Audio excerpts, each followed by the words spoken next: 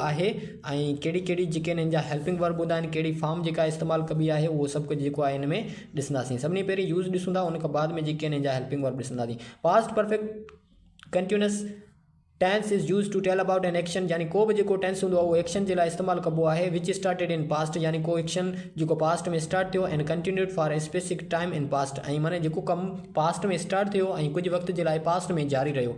ज़माने हाल मुकमल जारी माज़ी में शुरू थींदड़ कमनि जो ज़िक्र करण लाइ इस्तेमालु कयो वेंदो आहे, ऐं माज़ी में हिकु ख़ासि वक़्त ते हलंदो रहियो, यानी माज़ी में को कमु स्टार्ट थियो ऐं ख़ासि वक़्त ताईं माज़ी में हलंदो रहियो।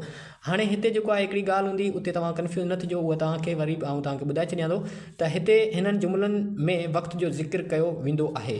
ठीकु आहे, हिननि जुमलनि में वक़्त जो ज़िक्र कयो वेंदो आहे। मिसाल ॻाल्हि, सिंधी जुमलनि जे आख़िरी में रहियो हुअसि वग़ैरह।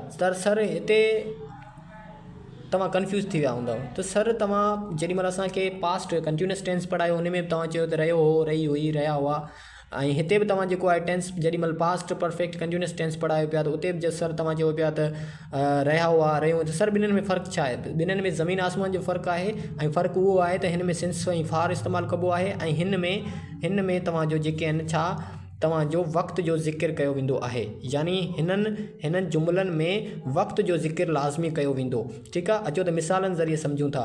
मिसाली ॻाल्हि आहे, हिते जेको वक़्त जो ज़िक्र कयो वियो आहे, यानी 10 सालनि खां, ठीकु आहे, उन खां बाद में 2 कलाकनि खां या 2 कलाक खां 1964 खां, ऐं उन खां बाद में हिते आहे शाम खां, यानी इहे जेके आहिनि तव्हांजा हिते वक़्त जो ज़िक्र जेको आहे उहो कयो वियो आहे। उहो 10 सालनि खां घुमी रहियो हो, असां हिन कारखाने में 2 कलाक खां कमु करे रहिया हुआसीं, तव्हां शाम खां गुस्ल करे रहिया हुआ, ऐं तव्हां 1964 खां मदद करे रहिया हुआ। ठीकु आहे, त हिते जेको आहे वक़्त जो ज़िक्र कयो वेंदो आहे, जंहिंमें सिंस ऐं फार इस्तेमालु कयो वेंदो, ऐं सिंस ऐं फार जो लेक्चर आउं ऑलरेडी तव्हांखे पढ़ाए चुको आहियां त सिंस किथे लॻाइबो आहे ऐं फार किथे लॻाइबो आहे। ऐं अचो त हाणे जेको आहे हिन जा हेल्पिंग वर्ब्स जेके आहिनि उहे ॾिसूं था। सभिनी पहिरीं त हेल्पिंग वर्ब्स ॾिसंदासीं, उन खां बाद में टेंस जेको आहे पंहिंजो पास्ट परफेक्ट कंटिन्यूअस टेंस हले पियो, ऐं हिन में जेको आहे वर्ब जी इंग फॉर्म जेका आहे उहा इस्तेमालु कबी आहे, यानी फोर्थ फॉर्म इस्तेमालु कबी आहे। हिन जो हेल्पिंग वर्ब जेको आहे हैड बीन हूंदो आहे। हिन टेंस जो जेको हेल्पिंग वर्ब आहे उहो हैड बीन आहे, ऐं हैड बीन जेको आहे तव्हां सभिनी यानी सब्जेक्टनि सां गॾु इस्तेमालु करे सघो था। आई, वी, दे, यू, प्लूरल सब्जेक्ट, ही, शी, इट, यानी जेके बि तव्हांजा पॉसिबल सब्जेक्ट आहिनि उन सां गॾु जेको आहे हैड बीन इस्तेमालु करे सघो था। ऐं ॻाल्हि कजे फॉर्म ऑफ वर्ब जी, त फॉर्म ऑफ वर्ब जी जेको आहे वर्ब जी हिन में कहिड़ी फॉर्म इस्तेमालु कबी आहे, त हिन में वर्ब जी फोर्थ फॉर्म जेका आहे इस्तेमालु कबी आहे।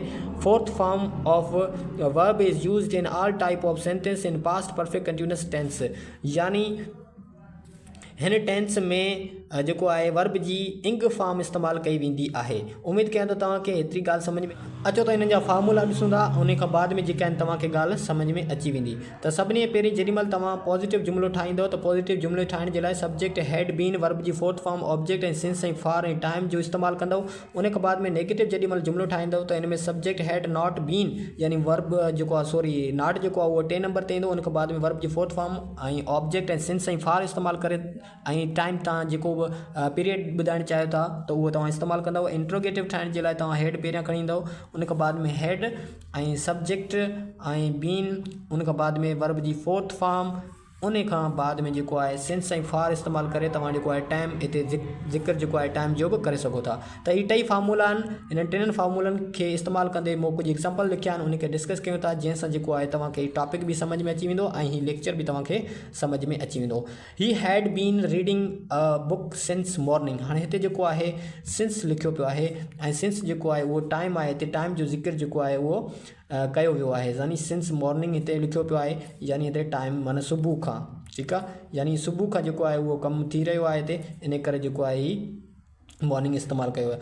फॉर 1 आवर यानी 1 कलाक खां हिते जेको आहे इस्तेमालु थी चुको आहे टाइम। उन खां बाद में फॉर अ वीक यानी 1 हफ़्ते खां। त उमेद कयां थो तव्हांखे हीअ ॻाल्हि सम्झ में अची वई हूंदी। He had not been reading a book since morning, had he been reading a book since morning, यानी 3 फार्मूलनि खे इस्तेमालु कंदे 2 जुमिला मूं ठाहिया आहिनि। She had been singing a song for 1 hour. She had not been singing a song for 1 hour. Had she been singing a song for 1 hour?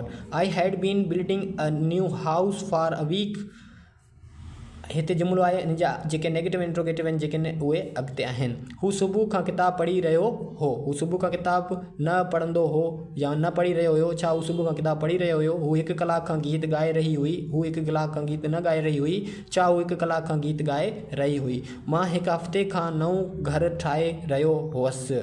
उन खां बाद में आहे हिते वरी जेके आहिनि एग्ज़ाम्पल्स ॾिसूं था, उन खां वधीक जेके शयूं रहियल आहिनि तव्हां जूं उहे हिते तव्हां जूं सम्झ में अची वेंदियूं। I had not been building a new house for a week. Had I been building a new house for a week? They had been watching a movie for a month.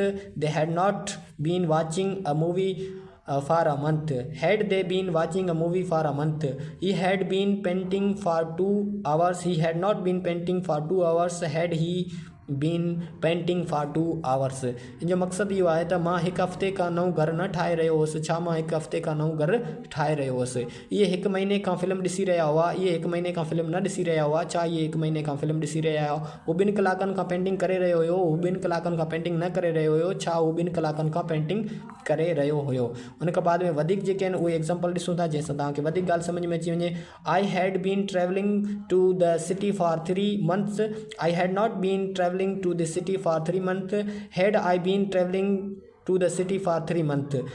He had been talking to a friend for 1 hour. He had not been talking to a friend for 1 hour. Had he been talking to a friend for 1 hour?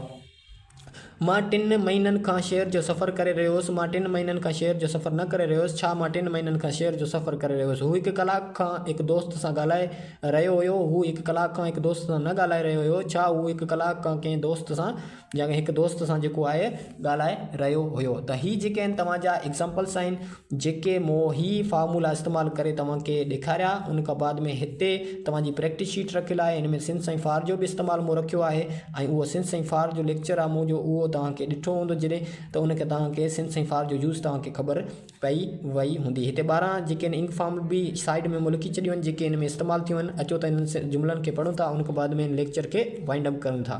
असां सुबुह खां घरु ठाहे रहिया हुआसीं। यानी हिते सुबुह आहे त तव्हां हुते सिंस लॻाईंदा आहियो फार लॻाईंदा उहो मूं तव्हांखे लेक्चर में ॿुधायो आहे। हिते ॿुधाईंदुसि त मुंहिंजो फ़ाइदो न आहे। लेक्चर मुंहिंजो लाज़मी तव्हांखे उहो ॾिसणो आहे। इहे 5 मिंटनि खां पर्स चेक करे रहिया हुआ। उहे 1 साल खां हिकु छोकिरे सां प्यारु करे रहियो हो। तव्हां उन्हनि खे 7 बजे खां सॾे रहिया आहियो। 3 मिंटनि खां बरसाति वसी रही आहे। हाणे बरसाति जे लाइ इट तव्हां लॻाईंदव।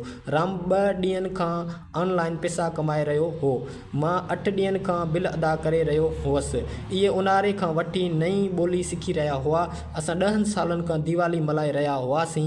उहे 20 मिंटनि खां ख़मीस ठाहे रही हुई।